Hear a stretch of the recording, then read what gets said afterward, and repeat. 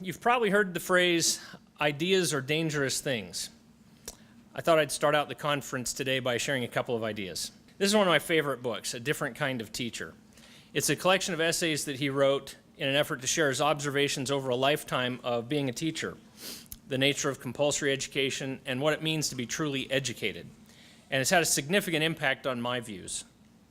I want to share a few quotes from his first essay to briefly introduce my topic. First one, schools are intended to produce, through the application of formulas, formulaic human beings whose behavior can be predicted and controlled. Anyone who studies the history of compulsory education and what people like Horace Mann and John Dewey said can clearly see this to be true. Next, it is absurd and anti-life to be compelled to sit in confinement with people of exactly the same age and social class. This effectively cuts children off from the immense diversity of life and the synergy of variety. Last, is it any wonder that the children I teach are indifferent to the adult world, have almost no curiosity, and have a poor sense of the future, of how tomorrow is inextricably linked to today? Then there's this quote. You either learn your way towards writing your own script in life, or you unwittingly become an actor in someone else's script. How many of us are actors in a play that somebody else wrote?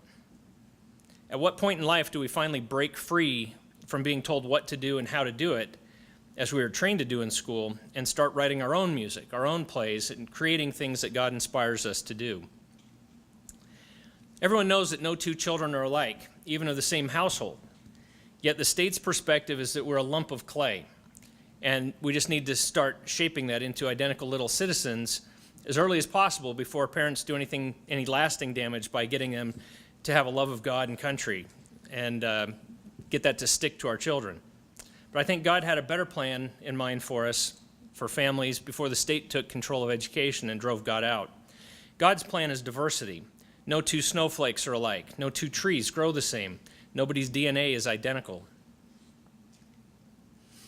In Gatto's book that I mentioned, he said schools, to be worthwhile, had to have worthwhile goals. And he listed several, but 3 of those were to create independent, resourceful, and fearless citizens, tap the educational power of family life, and bestow significance on personal choices. Gatto tried to practice this in his classroom. He would actually have students sign a contract at the beginning of the year that they would not come to school on Fridays. Kind of annoyed the other teachers. And that was to experience freedom for their own educational pursuits. He was an incredible mentor to his students, and he would help them to identify things that they wanted to do with their lives and go out and do it as part of that. And he had a vision of schools that he viewed could do this. They would devote 1 day a week to these activities: independent study, self-selected projects, community service to connect with the world around you, a field curriculum where the teacher would lead research projects in the community, and then the other 2 days they would discuss great themes, and that could be anything from math and engineering to social work or whatever.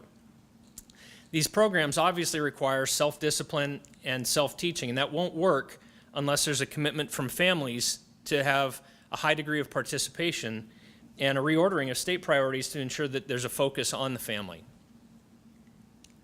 So I have 2 proposals I want to briefly mention. Most parents grew up in public education and have this myopic view that everything should be just as it was for them when they grew up.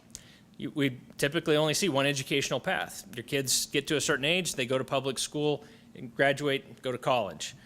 The computer engineer, though, thinks that all children need to have a programming class. And the accountant thinks everybody has to have a business class because that's what we are. But that's not how kids work. Retail store owners just hope that kids get enough math to work the register because they're actors in somebody else's play. So my first proposal is to start a freedom movement in charter schools. They were created to do something different, but there's very few of them that actually are able to break out of that mold, to take a road less traveled. And it's only through fear of allowing them to try that they're held back. So I believe charter schools need total freedom from standards, from assessments, and from state accountability measures that restrict their freedom. True accountability lies in satisfying your customers, which to a school should be parents and students. And if they fail in their mission to satisfy families, they'll lose their customers, which means they quit getting funding.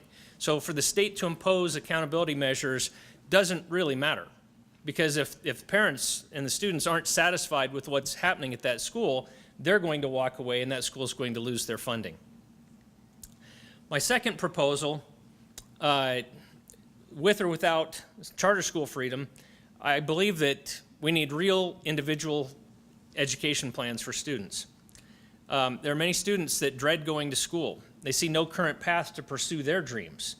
They may feel held back at school, or when they contemplate their curricular conformity, they contemplate suicide. So can't we give them a bit more freedom to pursue what they're really interested in?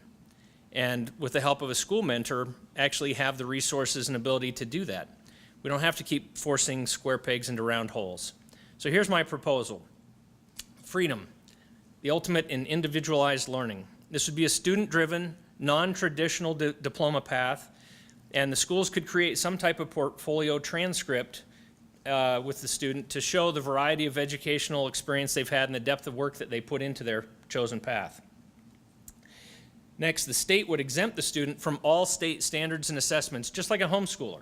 The state, a couple of years back, we got Senator Osmond to run a bill to give homeschoolers much greater freedom. And so similar to that, why can't they do that at a school with a lot of resources to allow them to pursue their interests as well? The state's constitutional mandate is to provide a free public education for students, but not an outcome. So it's not up to the state to guarantee or define the education that each student gets. 3, a mentoring program would be a school class that meets 2 to 3 times a week, and the student could decide how rigorous they want to be with their own educational pursuits based on how many other school electives they take, whether it's any or a bunch at that school. 2 years ago, one of my daughters took classes from 4 educational institutions in 1 year. She took a language class at Lone Peak High School, a political literature class from a homeschool co-op. At home, she did math and did 2.5 years of math that year.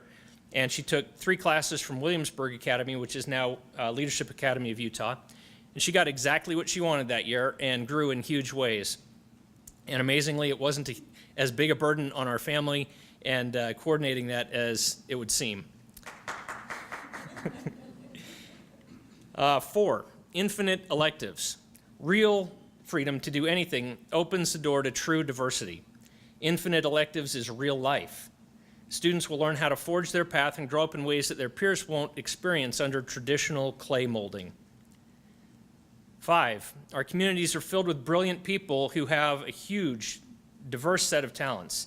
These people could register as community mentors, sort of like merit badge counselors, I guess, to teach students something about their specialty for free. Or even better, students on this program might be able to have the ability to tap into a small budget for their education to purchase an online class or to pay that mentor from that budget so that the mentor receives something and the student is getting a real life experience of valuing what they're getting. Or they can work for it as well. That could be part of the mentoring experience, that they work for and earn something toward applying that toward that mentoring. 6, Gatto's vision that I mentioned. This could also incorporate elements so that the youth engage in community service, teacher-led group projects outside the normal scope of classes, and exploring great themes. I think after the early adopters try this out from very supportive families and start telling their peers what they're doing and experiencing, many others would start to take advantage of this. So what do we value as a people? So much in eternity depends on our principles and making the commitment to live by them. We hear all the time how people value freedom, but when it comes down to the wire, many of those people are the first ones to step forward and use the state's power to abuse freedom in the lives of other people and prevent them from experiencing independence. Our current system prolongs childhood. Society thinks children can't be trusted to become educated without the guiding community telling those children what to learn and where. That's hubris. So, why can't we start training children to become adults by treating them that way? Children need to grow into independence by experiencing it. Second, maturity comes from acting and learning like an adult. I'll mention more about that before Adam's presentation.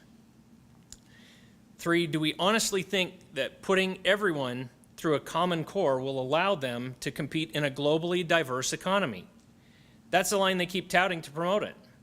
Freedom to pursue our interests creates diversity. We need more Ben Franklins exploring their interests. For infinite beings have infinite needs. God didn't design us to be common. It's time we ended our obsession with controlling others and lived by the principles that we claim to cherish. So there's my dangerous ideas to start off the day. Thank you.